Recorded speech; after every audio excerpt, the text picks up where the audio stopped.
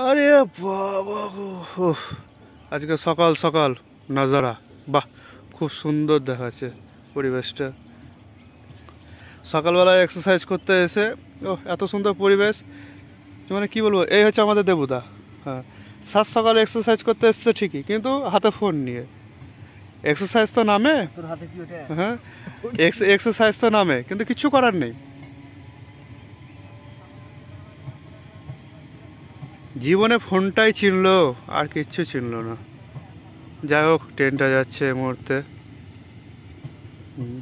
আর একটা ভালো জিনিস দেখাচ্ছি তোমাদেরকে, দেখো, দাঁড়াও, ওয়েট, দেখো, দেখতে থাকো। ও আমাদের দেবুদার কি হাসি, যে বলেছে একটা ভালো জিনিস দেখাচ্ছি, সত্যি বলছি, দেবুদা মানে হাসিতে আর।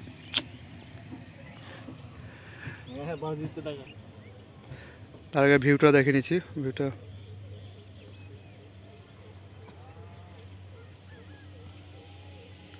আমরা প্রায় এখানে যখন আসি তখন সময় ছিল প্রায় 4:30 বাজে। ট্রেনটা চলে এলো। আর সুন্দর দৃশ্যটা আছে এটাই যে আমরা এখানে প্রত্যেক দিন এক্সারসাইজে আসি, তো মানে আসার পর এখানে বেশ বসে একটু কিছু ব্যায়ামগুলো করা হয়, কিছু প্র্যাকটিস করা হয়, যাই হোক কিছু। তো এসে আজকে একটা দারুণ জিনিস দেখতে পেলাম। জিনিসটা হলো এটা যে আমি বুঝতে পারলাম না ব্যাপারটা, যে কি হলো, হঠাৎ আমাদেরকে দেখে দুজন কেন পালিয়ে গেল। তো ব্যাপারটা হলো এটাই, এসে দেখছি যে হঠাৎ দেখছি যে পায়খানা করতে বসেছে। তো এটা কি মানে সমাজ কি মেনে নিতে পারবে?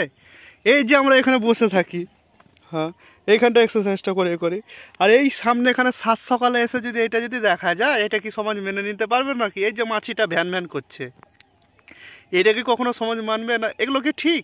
মানুষের মনের মধ্যে কি একটু বিচার আসে না বা কিছু?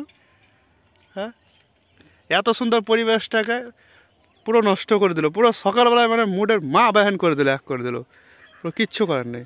ওই সেই বাড়িগুলো, হ্যাঁ,